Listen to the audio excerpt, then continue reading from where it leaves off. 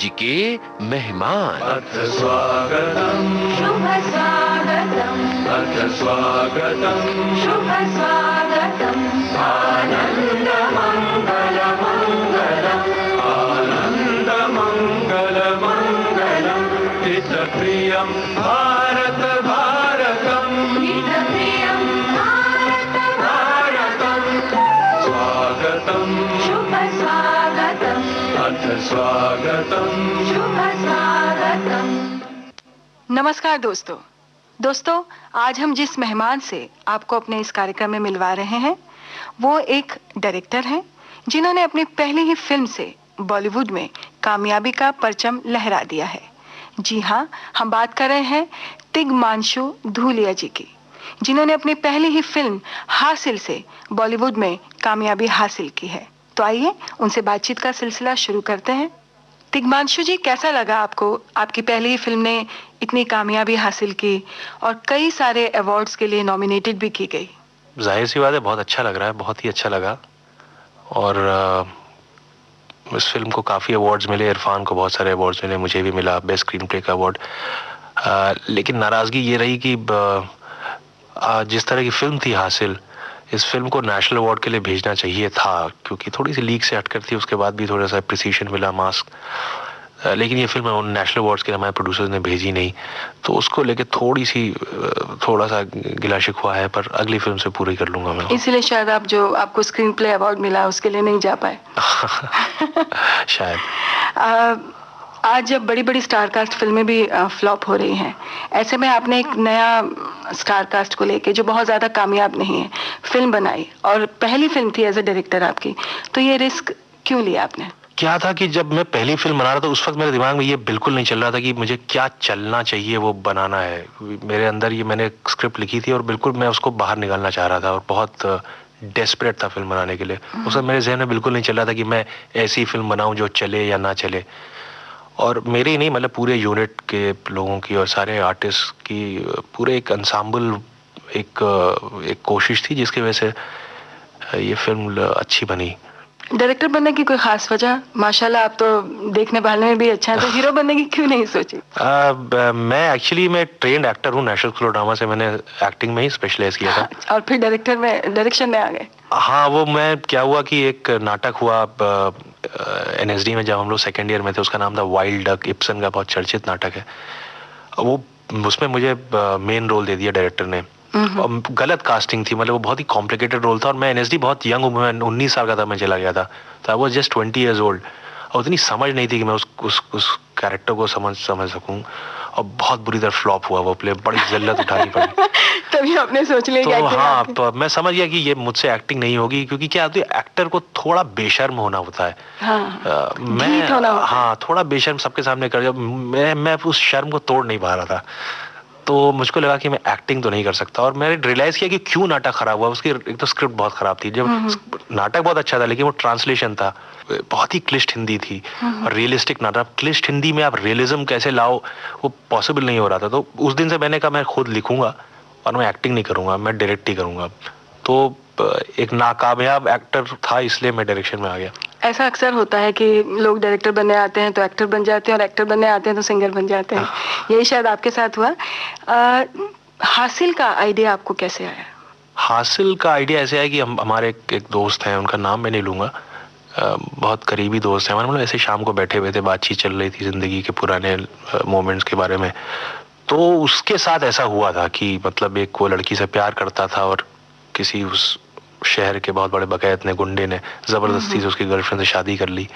तो हालांकि कहानी को ऐसी को बहुत विचित्र बात नहीं है, कोई नई चीज़ नहीं है, लेकिन जिस तरह से शायद वो मुझे कहानी सुना रहा था, मुझको असर पड़ गया। तो मैंने कहा इसी कहानी को मैं एक यूनिवर्सिटी, नॉर्थ इंडिया की यूनिवर्सिटी के एटमॉस्फेयर में इस कहानी को रखूं, उस एटमॉस्फेयर में, तो मज़ा आ जाएगा।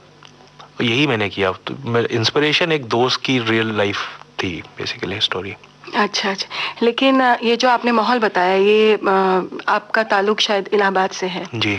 तो ये जो आपने जो माहौल बताया, ये वहीं की यूनिवर्सिटीज वगैरह का है? हाँ, नॉर्थ, मतलब हमने कहीं इलाहाबाद का नाम मेंशन नहीं किया है पिक्चर में। हालांकि मैं करना चाहता था, लेकिन जब हम शूटिंग करने गए तो बहुत ज़्यादा हमारे पर वो बिल्कुल रोका गया, मतलब दूसरे दिन ही मना कर दिया कि यूनिवर्सिटी में आप शूटिंग नहीं कर सकते because you are showing the university in bad light. अच्छा अच्छा। तो फिर ये डिसाइड किया कि भाई इलाहाबाद यूनिवर्सिटी का नाम नहीं लिया जाएगा। ऐसी फिल्में तो पहले भी काफी बन चुकी हैं और शायद इतनी पॉपुलर नहीं हुई हैं। आपने ऐसा क्या खास ट्रीटमेंट दिया इस फिल्म को कि ये इतनी कामयाब फिल्म हुई? देखिए, बड़ा एक अजीब सा कोइंसिडेंस है कि गुलजार साहब की भी जो पहली फिल्म थी जिसका नाम था मेरे अपने, वो भी स्टूडेंट्स के ऊपर थी। स्टूडेंट जो कि नेताओं के हाथ में कठपुतली बन जाते हैं। और गुलजार साहब ने पता नहीं क्यों वो पिक्चर भी इलाहाबाद में सेट की थी। अच्छा। वो भी इलाहाबाद में राजापुर और मुट्ठीगंज, कीटगंज जितने नाम थे सब, विनोद खन्ना एक एरिया का था, शत्रुघ्न साहब एक एरिया के थे, और वो भी गुलजार साहब की पहली पिक्चर थी। मैं बहुत खुश था कि कम से कम ये एक अच्छा कोइंसिडेंस है। मेरे अपने तो काफी चर्चित फिल्म रही, काफी चली भी थी फिल्म वो। तो जैसा मैंने पहले कहा, चलना ना चलना कुछ नहीं होता, ईमानदारी से फिल्म बनाई जाए तो अच्छी फिल्म, हर फिल्म अच्छी फिल्म चलती है। बहुत कम फिल्म आप देखेंगे हिंदुस्तान की हिस्ट्री में जो कि अच्छी हो और ना चली हो, ऐसे है भी। जैसे शक्ति मुझे लगता है पता नहीं क्यों नहीं चली, बहुत अच्छी फिल्म थी। ये अच्छी जो फिल्म है ना, इसका मापदंड आज तक समझ नहीं आया है। जो ऑडियंस की नस है वो आज तक डायरेक्टर्स की पहुंच से बाहर है। कई बार बहुत अच्छी फिल्में बनती हैं ना, कामयाब नहीं होती। कई बार एक ऑर्डिनरी सी फिल्म बनती है और कामयाब हो जाती है। आपकी नजर में इसकी क्या वजह हो सकती है? अब देखिए, भगवान की पूजा तो सभी करते हैं, मिलता किसको है भगवान? ये बात भी सही। तो बस ये है कि काम किए जाओ, जो फल की इच्छा नहीं रखनी चाहिए। आपको पता ही हमारा म्यूजिकल प्रोग्राम है, तो सबसे पहला गाना आपकी पसंद का हमारे सुनने वालों को सुनवा दिया जाए। हाँ, मैं चाहूंगा मेरी फिल्म हासिल का गाना आंखें भी होती हैं दिल की जुबान, वो सुनाइए आप।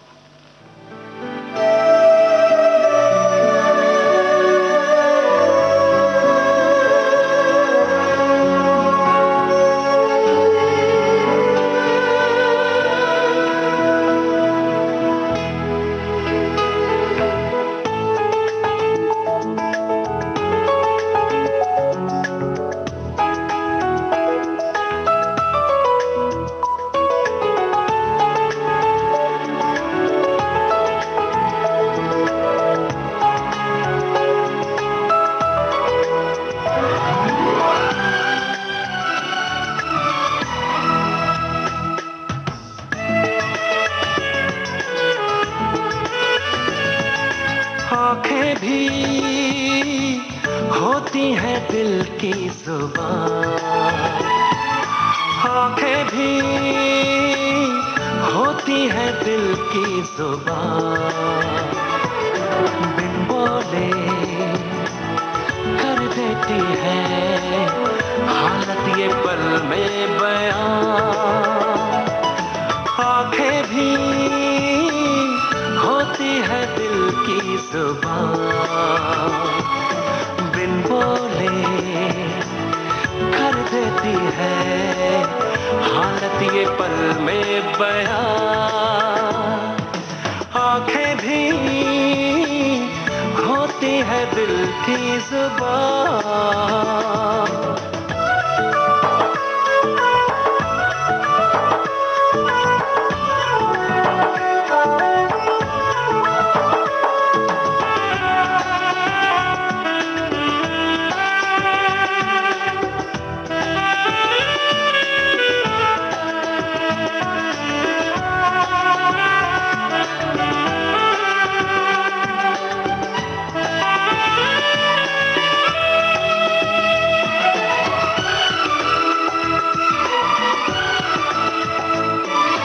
खामोशी भी तो प्यार में रखती बहुत ही असर है।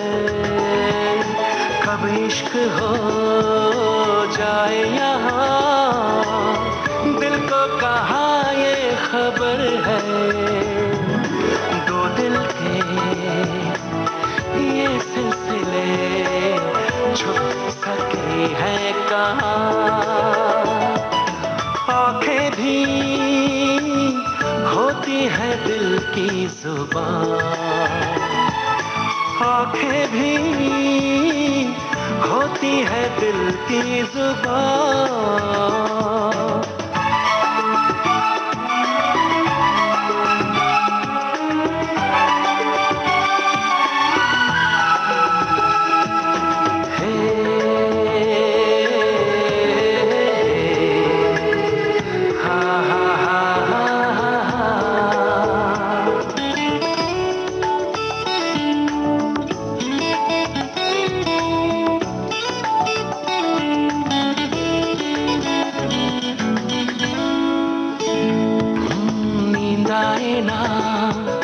जब आंखों में बढ़ने लगे बेकरारी, शबनम को भी छूने से जब महसूस हो चिंगारी, तो ऐसा क्यों लगता है एक है ज़मीं आसमां, आंखें भी होती है दिल की जुबान, आंखें भी होती है दिल की जुबान, बिन बोले कर देती है हालत ये पल में बयां,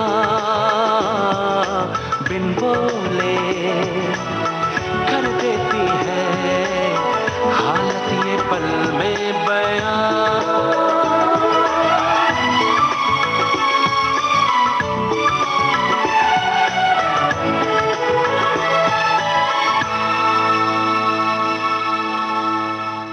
तिग्मांशु जी, डायरेक्टर को कहा जाता है लीडर ऑफ द शिप, तो आप इस बात से कहां तक सहमत हैं?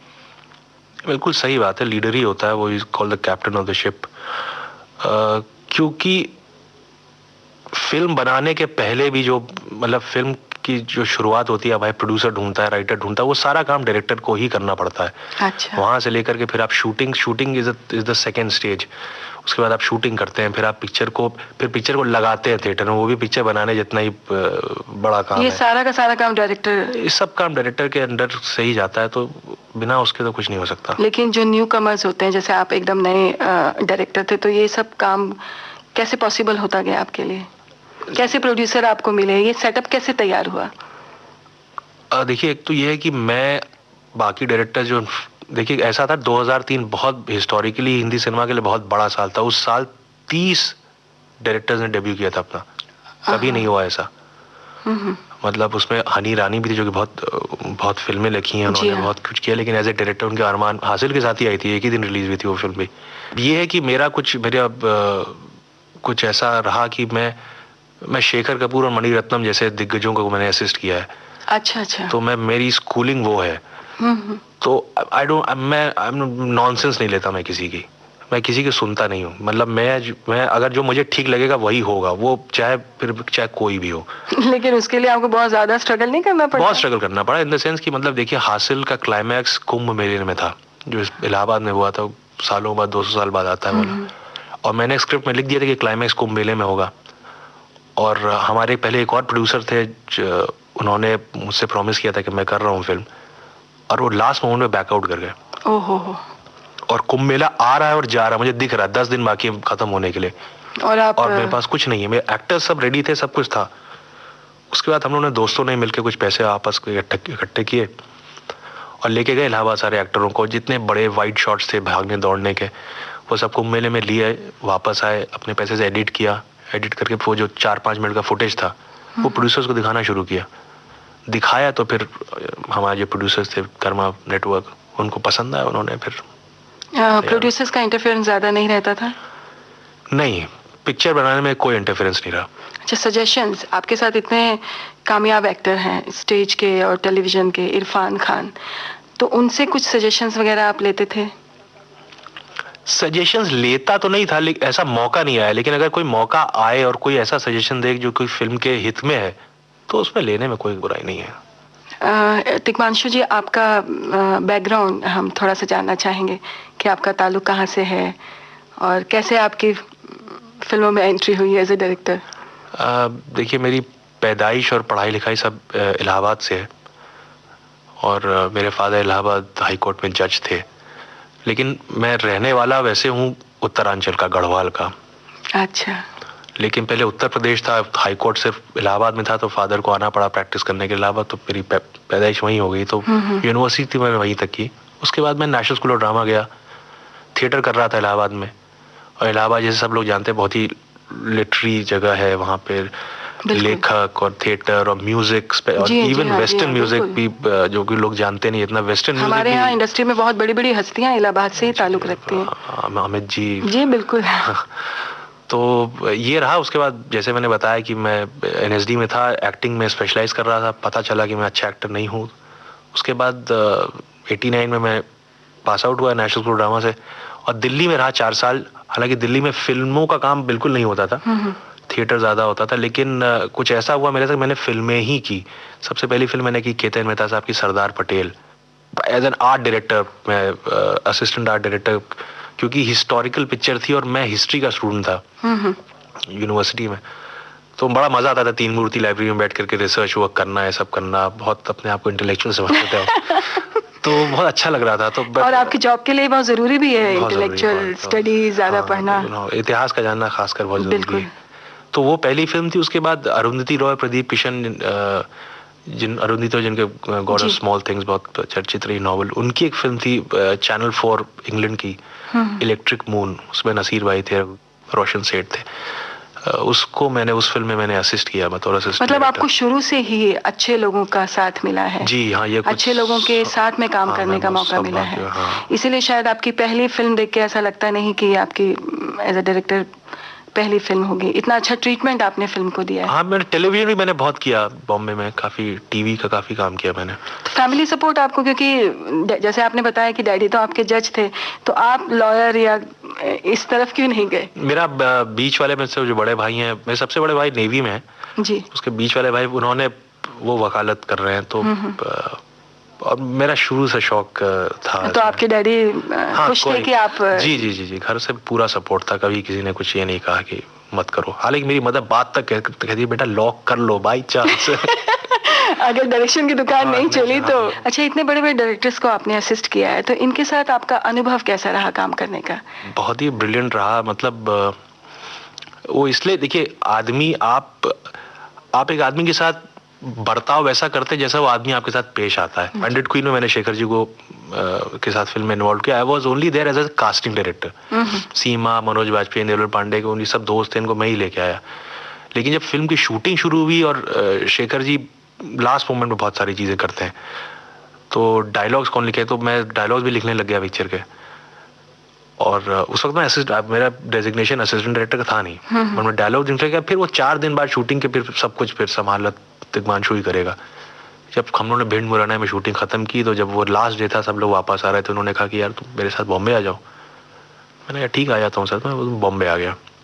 तो ऐसे ही मणि सर के साथ मैंने दिल से के मैंने डायलॉग्स लिखे हैं। अच्छा। तो दिल से, क्योंकि उनको हिंदी की, क्योंकि साउथ के हैं, उनको हिंदी नहीं आती है, पहली हिंदी फिल्म बना रहे थे वो, तो मैं शूटिंग में भी रहता था। तो फिर क्राउड को संभालना, एक्टर्स को डायलॉग्स देना, मुझसे रहा नहीं जाता कि मैं डायलॉग राइटर की तरह कुर्सी पे बैठा रहूं। अच्छा अच्छा। तो इन्वॉल्व हो गए, फिर पूरी पिक्चर डबिंग तक मैं इन्वॉल्व रहा था। मैं आपको, मैं उनका असिस्टेंट ही मानता हूँ। तो बहुत अच्छा इट वाज अ ग्रेट, मतलब उनसे बहुत कुछ सीखने को मिला। बेस्ट डायरेक्टर्स हैं दोनों इंडिया के। काफी बातचीत तो हम कर ही रहे हैं, साथ में आपकी पसंद के गाने भी सुनते चलें। अब सेकंड गाना आपकी पसंद का?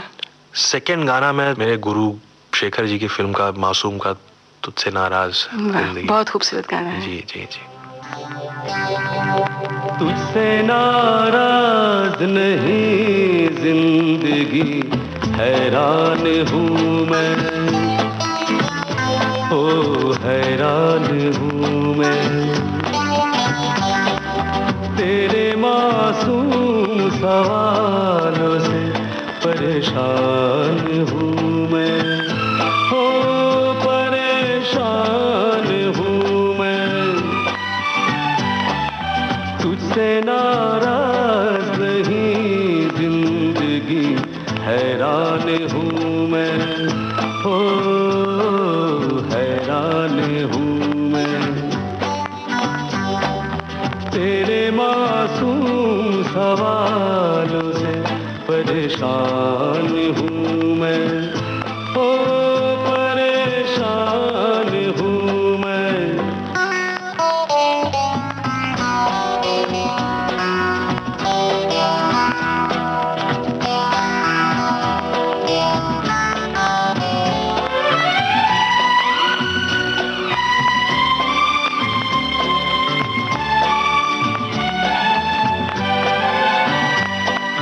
जीने के लिए सोचा ही नहीं, दर्द संभालने होंगे,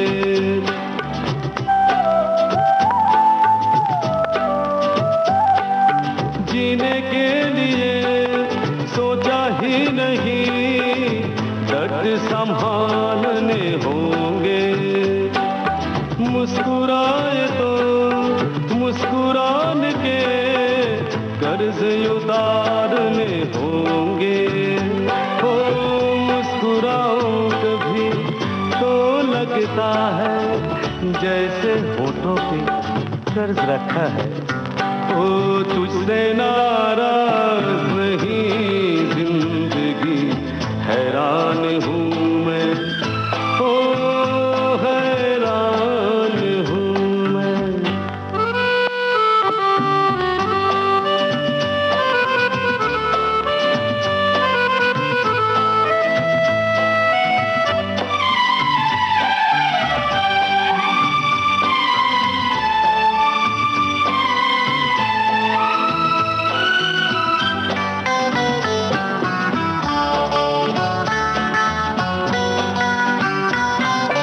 जिंदगी तेरे गम ने हमें रिश्ते नए समझाए।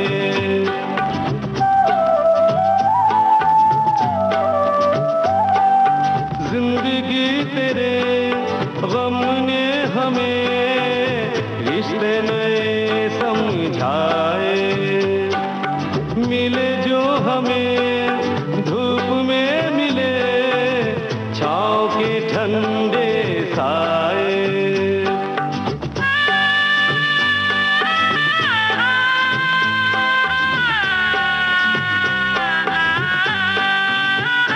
ओ तुझसे नाराज नहीं जिंदगी, हैरान हूँ मैं, ओ हैरान हूँ मैं। टेलीविजन के लिए आपने क्या क्या काम किया है? देखिए एक्चुअली सबसे पहला जो मेरा डायरेक्टोरियल डेब्यू जो मेरा था वो दिल्ली में ही हुआ। वो टेलीविजन चैनल 4 जैसे है, जैसे यहाँ दूरदर्शन में चैनल 4 इंग्लैंड में, वो साल था year of the girl child. तो गर्ल चाइल्ड के ऊपर इंडियन फीमेल राइटर्स ने कुछ शॉर्ट स्टोरीज कुछ चूज की जो गर्ल चाइल्ड के ऊपर थी। तो वो मैंने बनाई, कुछ 45 मिनट की एक एपिसोड थे। वो मेरा पहली बार मैंने एक्शन बोला। वो उसके बाद बैंडिट क्वीन के बाद जब मैं बॉम्बे आ गया तो मैंने एक सीरियल बनाया था, इसका नाम था हम बम्बई नहीं जाएंगे। अच्छा। वो BI बिजनेस इंडिया टीवी के लिए था। वो चैनल कुछ ज़्यादा चला नहीं, साल 1.5 साल बाद वो चैनल बंद हो गया। उसके बाद जी टीवी के लिए एक सीरियल बनाया मैंने, नया दौर। और सोनी टीवी के लिए एक सीरियल आता था जस्ट मोहब्बत। जी हाँ, जस्ट मोहब्बत। तो शुरू के वो तो मैंने काफी पसंद भी किया। हाँ, उसकी शुरुआत मैंने शुरू के मैंने 7-8 एपिसोड मैंने बनाए थे। स्टार प्लस में एक सीरियल बनाया राजधानी करके आता था, और स्टार प्लस में एक 45 मिनट की कहानी आती थी स्टार बेस्ट सेलर्स करके। जी हाँ, इंडिपेंडेंट स्टोरीज। हाँ, हाँ, वो मैंने बहुत बनाई, मैंने 6-7 बनाई वो। तो काफी एक्सपीरियंस रहा है आपका टेलीविजन के लिए। टेलीविजन में काफी काम किया मैंने। कैसा लगता है टीवी और फिर एकदम से फिल्में डायरेक्ट करना? मुझे बहुत ज्यादा फर्क व्यूअर्स का है, फर्क बनाने का इतना नहीं है, देखने वालों का है। देखने वालों का है। जब तक मैं टीवी कर रहा था उस वक्त थोड़ा टीवी ठीक भी था, यानी कि मैं कभी टीवी सीरियल को टीवी की तरह नहीं बनाता था कि दोनों का आर्टिस्टों को बैठा दो सोफे पे बोलते जाओ डायलॉग। मैं उनको काफी सिनेमैटिक कैमरा मूवमेंट ये वो कटिंग वटिंग करता था हमेशा, जो कि फिल्मों में ज्यादातर होती है। लेकिन हाँ, टीवी क्या है, it is basically a writer's medium. और जितनी अच्छी राइटिंग होगी, जरूरी है, you don't need a great cameraman to do television, और you don't need a great director to do TV. ये मेरा मानना है। आपने जैसे जिक्र किया कि आप स्टोरीज भी लिखते हैं, ये हासिल आप ही की स्टोरी है, तो और फिल्मों के लिए भी आप स्टोरी लिख रहे हैं या सिर्फ डायरेक्शन पे ही जोर दिया हुआ है? अपनी फिल्में जितनी बना रहा हूँ उसकी तो मैं खुद ही लिख रहा हूँ। अच्छा, और किसी डायरेक्टर के लिए फिल्म नहीं लिख रहे हैं?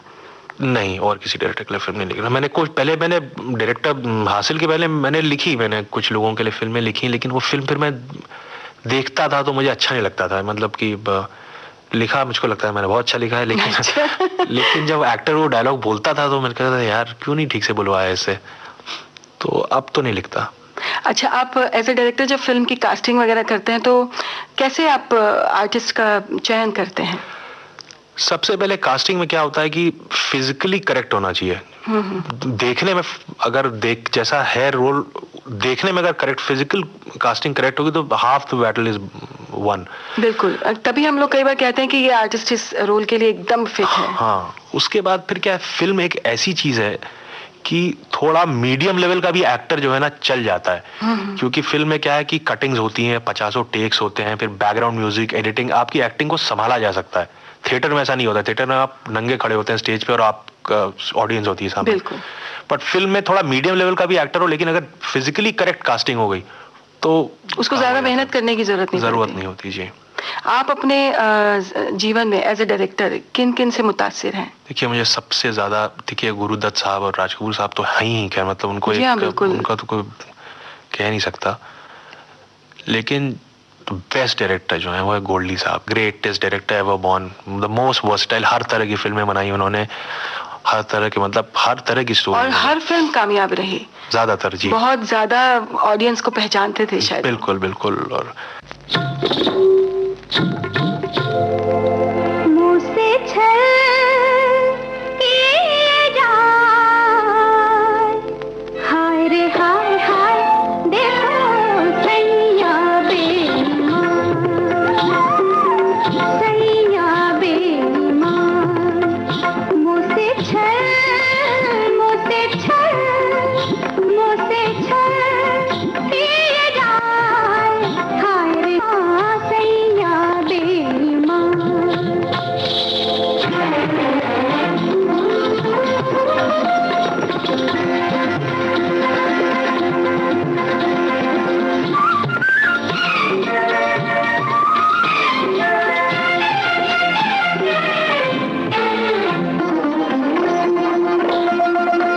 समझा के मैं तो हारी, धमकाया दीनी गारी, नी रे गा गा पापा धनी सा,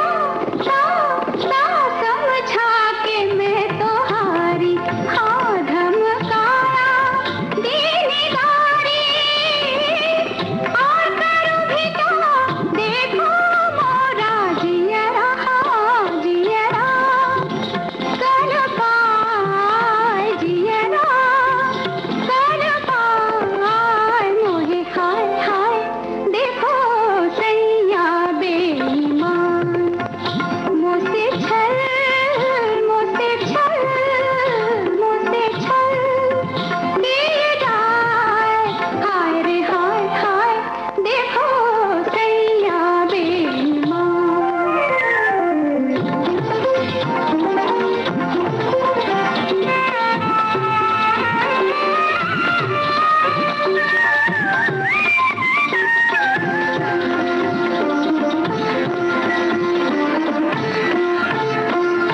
मन का है बैरी काला, दिल जिसे दे डाला, नी रे गा गा मामा पापा धनी सा, मन का है बैरी काला, हाँ दिल जिसे दे डाला, पीक मोरे पल पल रोए, तड़पा तड़पा तरसाए, तड़पा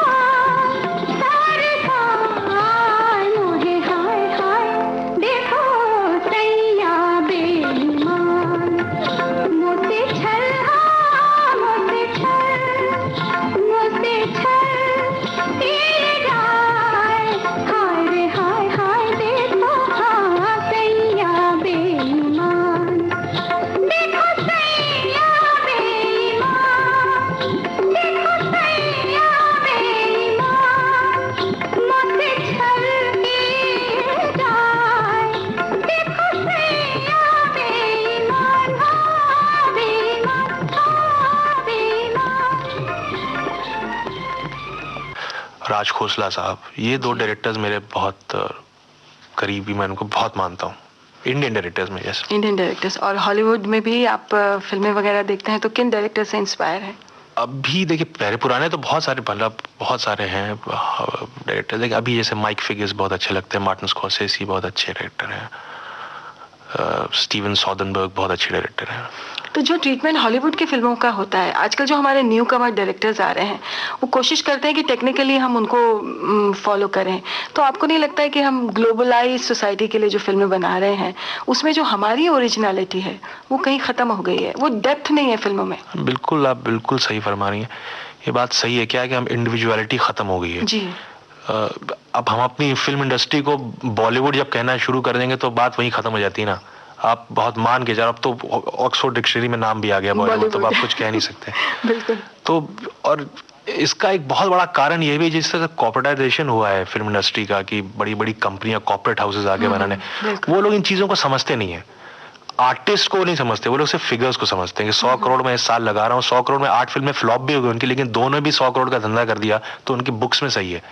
ओहो, तो मतलब इतना ज्यादा टेक्निकली कमर्शियली इतना सब कुछ हो गया है। हाँ बिल्कुल। अब देखिए पहले जो फिल्में हिट हुआ करती थी, मतलब अब सारी वो सब रूटेड पिक्चर थी, जमीनी फिल्में थी, चाहे कोई भी फिल्म, मुगले आजम, बिल्कुल, मदर इंडिया, बिल्कुल, गंगा जमुना, शोले, पाकीजा, ये सारी फिल्में, अभी मतलब रिसेंट टाइम की लगान और गदर, ये सब रूटेड फिल्में हैं। दिल वाले दुल्हनिया ले जाएंगे, बहुत रूटेड फिल्म है, अपने कल्चर के साथ बहुत।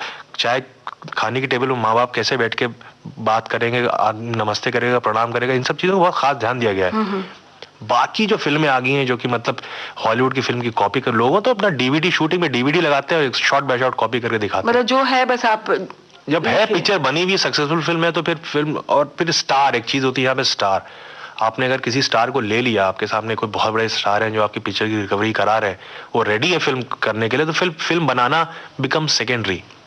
और चाहे फिल्म कितनी कामयाब हो जाए, स्टार ही नाम हो जाता है। और जो डायरेक्टर्स जो इतनी मेहनत करके फिल्म बना रहे हैं उनका तो लाइमलाइट से कुछ लेना देना होता नहीं, बहुत कम लोग जान पाते हैं। नहीं, ऐसा नहीं है आजकल तो, क्योंकि मीडिया इतना ज्यादा आ गया है, टेलीविजन है, रेडियो है, न्यूज़पेपर्स भी आजकल, न्यूज़पेपर्स अपना काम करना छोड़ दिया है, कुछ और करने लगे हैं, they become more like magazines. तो ऐसा नहीं है, लोग अब इंडिविजुअल के ऊपर है कि कौन कितना मीडिया सैवी है, कौन कितना जिसका पीआर अच्छा है। अभी हम बात कर रहे थे तिग्मांशु जी गोल्डी साहब के गाने, उनकी फिल्म के भी आपको बहुत पसंद है। बिल्कुल, सुन लिए जाए। बिल्कुल।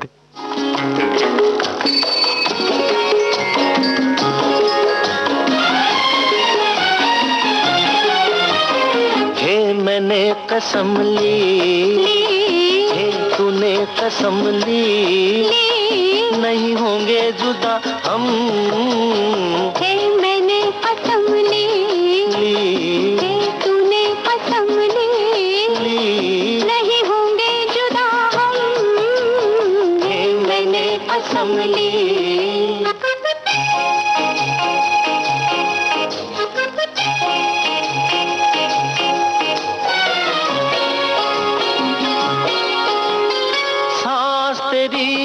मदिर मदिर जैसे रजनीगंधा, प्यार तेरा मधुर मधुर चांदनी की गंगा। सांस तेरी मदिर मदिर जैसे रजनीगंधा, प्यार तेरा मधुर मधुर चांदनी की गंगा। नहीं होंगे जुदा, नहीं होंगे जुदा, नहीं होंगे जुदा हम। मैंने कसम ली, तूने कसम ली, नहीं होंगे जुदा हम। मैंने कसम ली।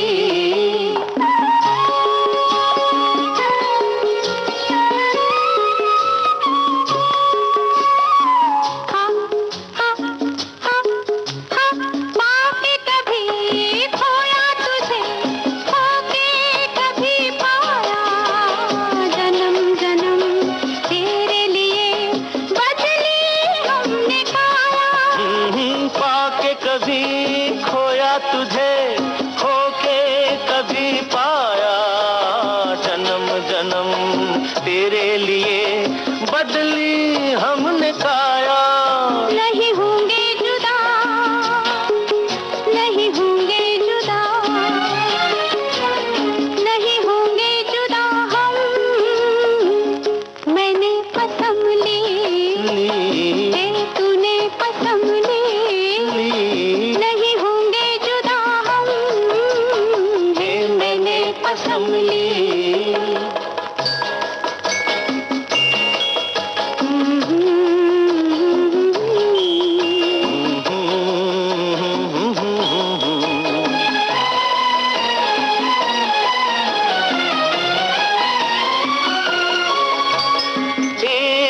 तन है, एक मन है, एक प्राण अपने, एक रंग एक रूप तेरे मेरे सपने। एक तन है, एक मन है, एक प्राण अपने, एक रंग एक रूप तेरे मेरे सपने। नहीं होंगे जुदा, नहीं होंगे जुदा, नहीं होंगे जुदा। हम मैंने कसम ली, हे तूने कसम ली, नहीं होंगे जुदा हम। मैंने कसम ली, तूने कसम ली, नहीं होंगे जुदा हम। मैंने कसम ली। अभी आप बात कर रहे थे हॉलीवुड से ज़्यादा इंस्पायर होके लोग फिल्में बनाते हैं, तो आप अपनी फिल्मों के ज़रिए तो रूटेड फिल्में ही बना रहे हैं, जैसे हासिल थी, लेकिन चरस जो आपकी फिल्म आई उसमें डायरेक्शन भी आपका था, story, screenplay, almost star cast भी वही थी, फिर क्या वजह हुई कि फिल्म फ्लॉप हो गई? अब हमने तो बहुत मेहनत से बनाई थी फिल्म। मुझे लगता है कि मैं अगर उसका टाइटल चरस नहीं रखता, चरस नाम से हमको तो लगा कि यूथ को हम लोग हिट करेंगे, ये करेंगे, लेकिन शायद वो वर्क नहीं किया। फैमिली ऑडियंस इस तरह के नाम से थोड़ा बिदक जाती है। लेकिन चरस भी बहुत रूटेड फिल्म थी, बहुत रियल फिल्म है, जो कि हिमाचल प्रदेश में ऐसा हो रहा है।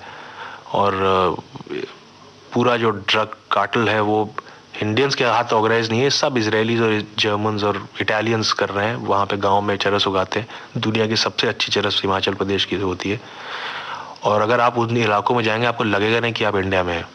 लेकिन आपको नहीं लगता है कि ऑडियंस इतनी रोजमर्रा की जिंदगी में इतनी टेंशन्स में जीती है, तो वो फिल्म देखने जाती है रिलैक्सेशन के लिए, उसमें आप इतने देखिए, मैं चरस भी इस तरह की ग्रिम फिल्म नहीं थी, भारी फिल्म नहीं थी। मैं भारी हासिल भी हालांकि स्टूडेंट पॉलिटिक्स पे है, बट भारी फिल्म नहीं है।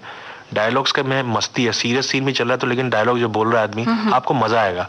चरस में भी ऐसा ही था। मैं भारी पीछे, मैं उस तरह का हूं नहीं। मैं हाँ, जो ऑडियंस के सर पे से चली जाए और आपको भारी पंदे, मैं उस गली से नहीं आता हूँ कतई।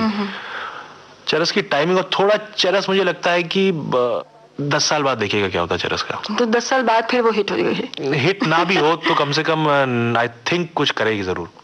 कई ऐसी फिल्में हुई हैं जो बाद में चली हैं।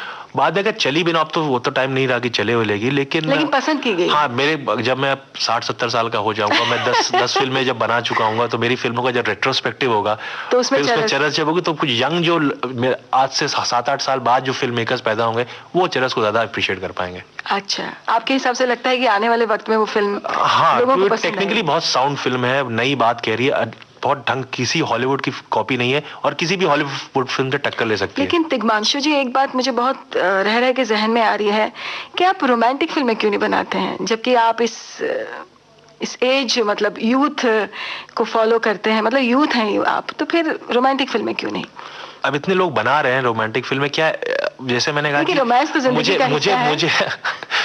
मुझे कुछ चीज हिट करेगी, मुझे कुछ अच्छा लगेगा तो बनाऊंगा, मैं जरूर बनाऊंगा। ऐसे नहीं, हासिल में भी अच्छा रोमांस था, रिक्शे में बैठ के लड़की, आजकल जो देखा नहीं जाता, पहली बार कैसे छुप छुप को मिलना है, उस तरह का रोमांस था। खुल्लम खुल्ला वाला रोमांस में कि 200 लड़के लड़कियां पीछे जा रहे हैं, ना ही मैंने ऐसा एक्सपीरियंस किया है, ना ही ऐसा होता है रोमांस। तो मैं बनाऊंगा, जरूर बनाऊंगा, डेफिनेटली बनाऊंगा, क्यों नहीं बनाऊंगा। अच्छा, आपके आने वाली फिल्मों में है कुछ ऐसी जो रोमांटिक फिल्में आप डायरेक्ट करना चाह रहे हैं? मतलब आउट एंड आउट को रोमांटिक फिल्म नहीं है, क्योंकि वो उसका जिम्मा कई बड़े बड़े डायरेक्टर्स ने ऑलरेडी उठा रखा है, तो उनको मैं काम, क्योंकि मैं जो बना रहा हूँ वो ये बाकी डायरेक्टर्स नहीं बना सकते। वो जो बना रहे हैं मैं बना सकता हूँ, तो मैं उनको बनाने देता हूँ। मेरी और फिल्मों में एक रोमांस तो रहेगा ही रहेगा कुछ। बगैर रोमांस के तो फिल्म, लेकिन बहुत छोटा मोटा रोमांस रहता है फिल्मों में ना, आपकी फिल्मों में। अभी जैसे नेक्स्ट पिक्चर जो मैं बना रहा हूँ वो हिस्टोरिकल पिक्चर है, पीरियड फिल्म है, गुलामी नाम है उसका। स्टार कास्ट आपकी? हाँ, अभी सनी देओल है उसमें। अच्छा, मतलब बड़े हीरो के साथ बना रहे हैं अभी? जी, क्योंकि क्या है, वो बड़ी पीरियड फिल्म है, पैसा ज्यादा लगेगा उसमें, उसकी रिकवरी बड़ा हीरो कर सकता है, छोटे हीरो नहीं कर पाएंगे। लेकिन आप अभी शुरू में जिक्र कर रहे थे, आपने ये बात कही कि मैं फिल्म बनाता हूँ जो मुझे पसंद हो, मैं ये नहीं देखता हूँ कि ये हिट होगी या फ्लॉप होगी। ऐसा क्यों? क्योंकि जब आप आए हैं इस बॉलीवुड में तो बट नेचुरल है कि आपको ऑडियंस को देख के तो फिल्म बनानी ही पड़ेगी। ऑडियंस को देख के बनाऊंगा, लेकिन कोई खास आपका डिस्ट्रीब्यूटर्स जैसे- की डिमांड को लेके नहीं बनाऊंगा, क्योंकि डिस्ट्रीब्यूटर तो मुझको आए थे हासिल के टाइम को, अपने पिक्चर का नाम गुरु हो जाए शुरू कर दो तो पिक्चर बिक जाएगी, वो तो इस तरह से बात अच्छा। करते हैं। दोनों के बीच में एक सेम्बलेंस होना चाहिए, दोनों के बीच में एक मिक्स, आपका थोड़ा हो और थोड़ा, क्योंकि डेफिनेटली फिल्म मेकिंग में पैसा लगता है, आप उसके साथ खिलवाड़ नहीं कर सकते हैं। बिल्कुल। तो दोनों का एक होना चाहिए। वो फिल्म ऐसी होनी चाहिए जो कम से कम मुझे तो अच्छी लगे, आपको मुझे नहीं अच्छी लगी तो ऑडियंस को कहाँ से अच्छी लगेगी वो। तो पहले मैं सेटिस्फाइड होना चाहिए, और वो बहुत जरूरी है। हाँ, और मैं इस तरह का इंडल्जेंट आदमी भी नहीं हूँ कि बहुत आर्टी फिल्में बनाऊं। मैं वो भी नहीं है कि मैं दूसरों का पैसा वेस्ट कर दूं, सरकार का पैसा वेस्ट कर दूं अवार्ड के चक्कर में, वो भी मेरी मंशा नहीं है। पर बड़े हीरो को डायरेक्ट करने में थोड़ी मुश्किल नहीं होती, क्योंकि बड़े एटीट्यूड होते हैं बड़े एक्टर्स के, और आपने अभी बहुत ज्यादा बड़े एक्टर्स के साथ काम नहीं किया है, तो एक इम्पैक्ट होता है लोगों की नजर में। और Sunny Deol is a big star. जैसा मैंने कहा, जैसे आप पेश आते हो सामने वाले, ऐसे ही आपके साथ आपकी बात को सीरियसली लिया जाता है? हाँ, अभी तक तो लिया जाता है। इसी बात पे आपकी पसंद का एक और गाना हो जाए। जी जरूर जरूर। कौन सा गाना सुनवा रहे हैं? ये फिर गोल्डी साहब की पिक्चर का तेरे घर के सामने का दिल का भंवर करे पुकार। दिल का भंवर करे पुकार, प्यार का राग सुनो, प्यार का राग सुनो रे।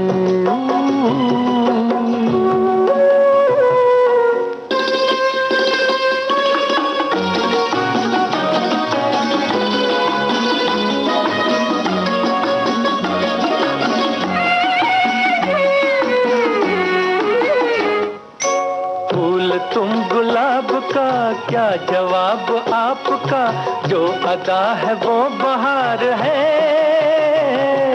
आज दिल की बेकली आ गई जुबान पर, बात ये है तुमसे प्यार है। दिल तुम्हीं को दिया रे, प्यार का राग सुनो रे। दिल का भंवर करे पुकार, प्यार का राग सुनो, प्यार का राग सुनो रे।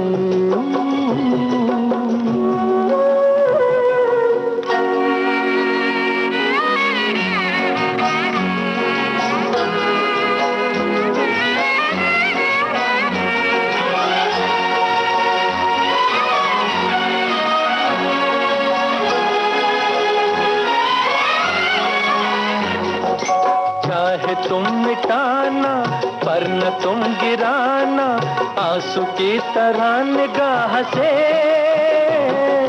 प्यार की ऊंचाई, इश्क की गहराई, पूछ लो हमारी आह से। आसमां छू लिया रे, प्यार का राग सुनो रे। दिल का भंवर करे पुकार, प्यार का राग सुनो, प्यार का राग सुनो रे।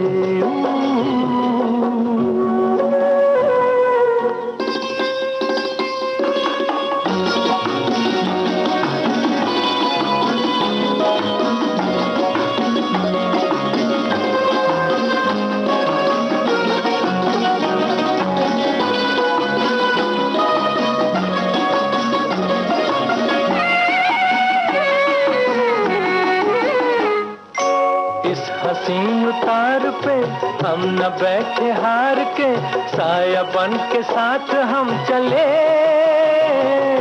आज मेरे संग तू, गूंज दिल की आरज़ू, तुझसे मेरी आंख जब मिले। जाने क्या कर दिया रे, प्यार का राग सुनो रे। दिल का भंवर करे पुकार, प्यार का राग सुनो, प्यार का राग सुनो रे।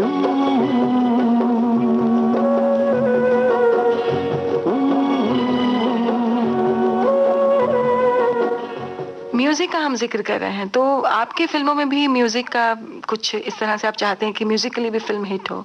स्टोरी, स्क्रीन प्ले, डायरेक्शन तो है ही, पर आजकल फिल्में म्यूजिकली भी बहुत हिट होती हैं। मतलब म्यूजिक पहले इतना ज्यादा नहीं लोगों को वो, लेकिन अभी मीडिया और ये वीडियो और ऑडियो का जमाना है तो आजकल क्या हो गया, देखिए जैसे हम लोग रेडियो पे बात कर रहे हैं, रेडियो की इतना पॉपुलर हो गया सडनली, टीवी के बाद एकदम से एक नया दौर आया रेडियो का।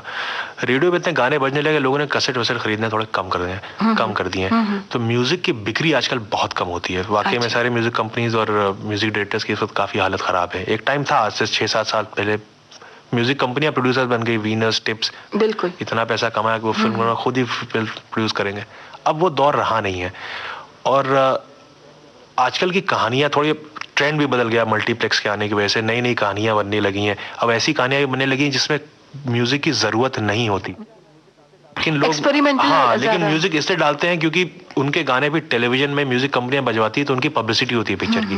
अदरवाइज फिल्म लोग थिएटर तक पहुंचेंगे। करेक्ट। तो गानों की जरूरत अब शायद उसी लेवल पे रहेगी कि फिल्मों की थोड़ी पब्लिसिटी हो जाए टीवी के ऊपर।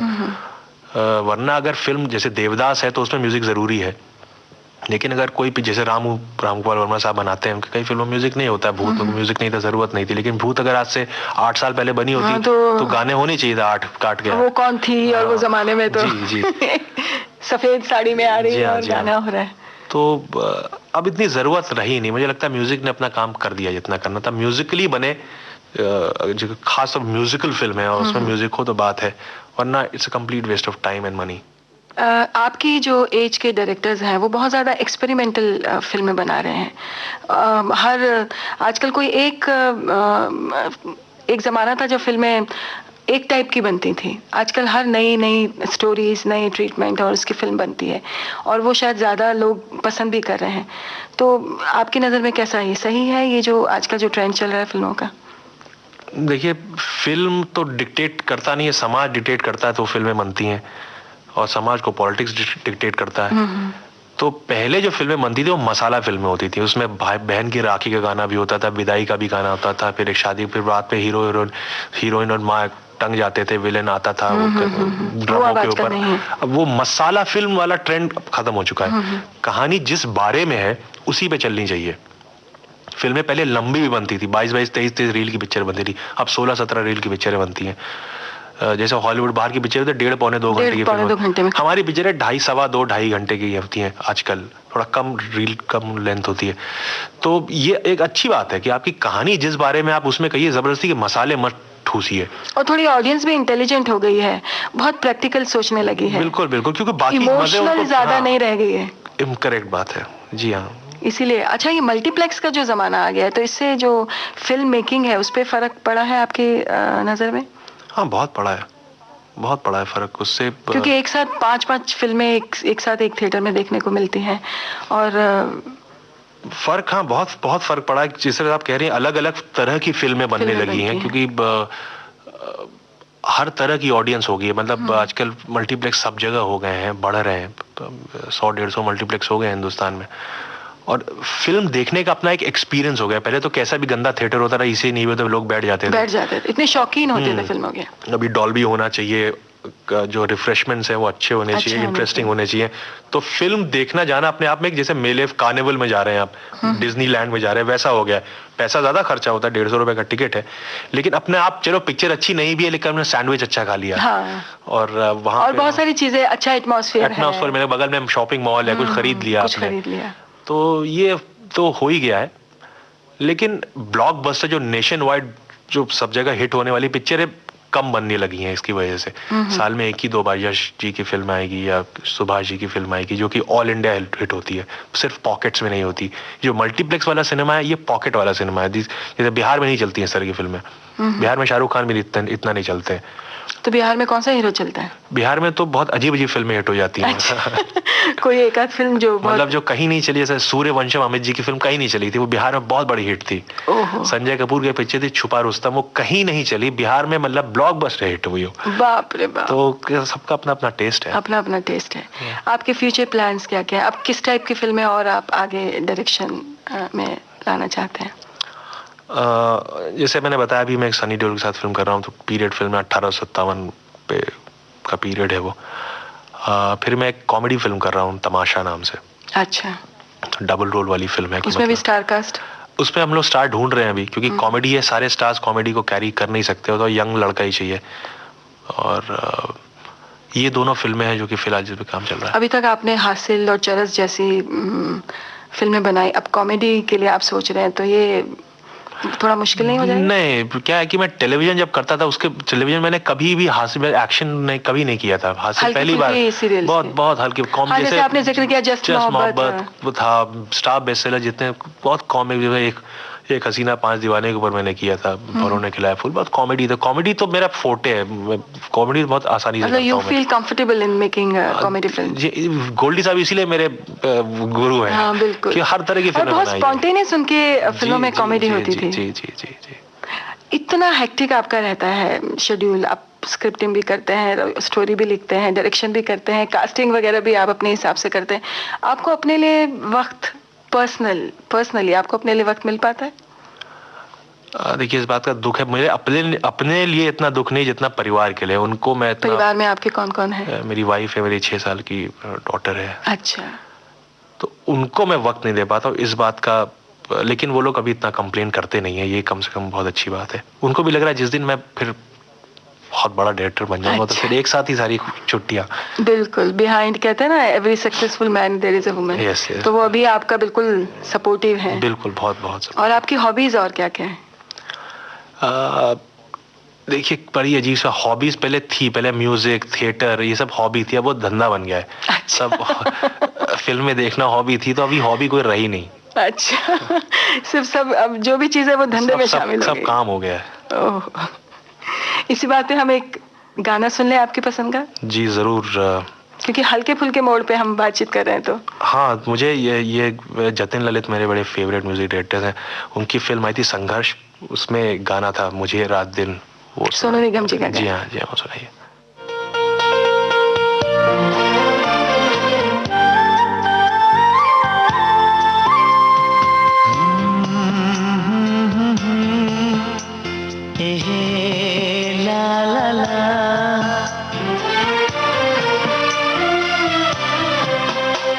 मुझे रात दिन बस मुझे चाहती हो, मुझे रात दिन बस मुझे चाहती हो। कहो ना कहो मुझको सब कुछ पता है, हाँ करूं क्या मुझे तुम बताती नहीं हो, छुपाती हो मुझसे ये तुम्हारी खता है। मुझे रात दिन बस मुझे चाहती हो।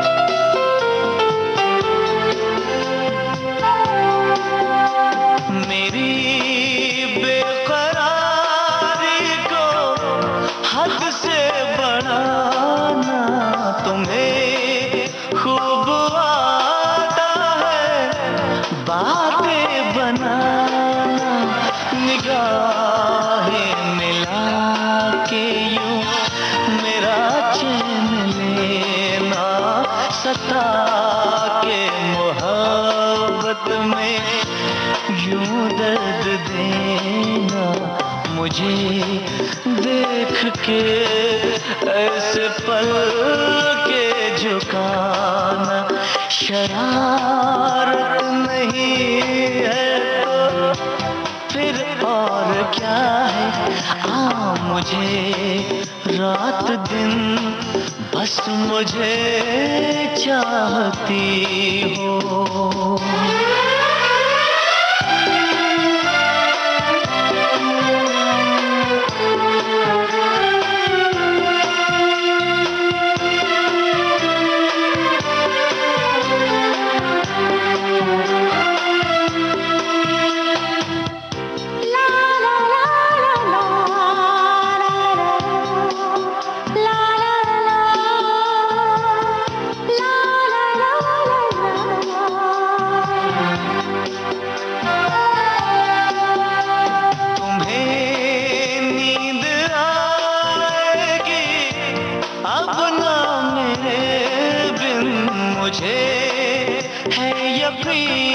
ऐसा आएगा एक दिन, खुली तेरी जुल्फों में सोया रहूंगा, तेरे ही ख्यालों में खोया रहूंगा।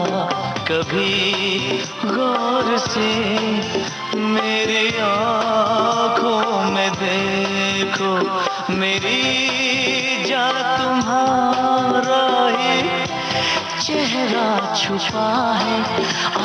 मुझे रात दिन बस मुझे चाहती हो, कहो ना कहो मुझको सब कुछ पता है। हाँ करूं क्या मुझे तुम बताती नहीं हो, छुपाती हो मुझसे ये तुम्हारी खता है।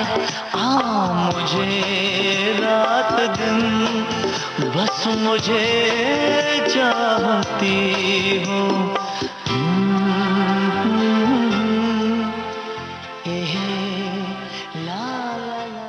अच्छा, कहते हैं कि actor is a born actor, training बहुत कम लोग बिलीव नहीं करते हैं, तो क्या डायरेक्शन के लिए कोई खास क्वालिफिकेशन ट्रेनिंग की जरूरत आप महसूस करते हैं?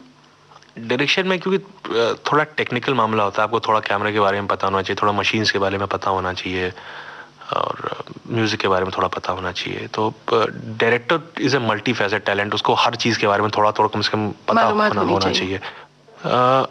एक्टर जो आप बहुत सही फरमा रहे हैं कि एक्टर नेचुरल होना चाहिए, लेकिन टेक्निक थोड़ी बहुत उसको आनी चाहिए to repeat his performance. Spontaneously कुछ कर गए जैसे रघुवीर यादव हैं, बहुत स्पॉन्टेनियस एक्टर हैं, बहुत ब्रिलियंट एक्टर, मजा आता है उनको देखने में।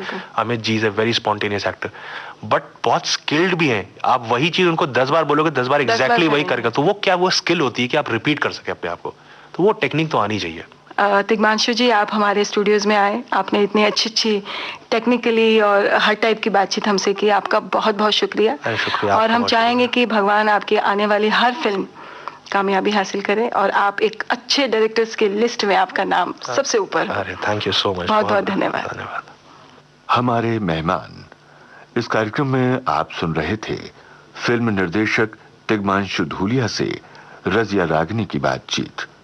इस कार्यक्रम के निर्माण में प्रस्तुति सहयोग दिया रमेश गोखले ने और विविध भारती की ओर से इसे आपकी सेवा में प्रस्तुत किया शकुंतला पंडित ने।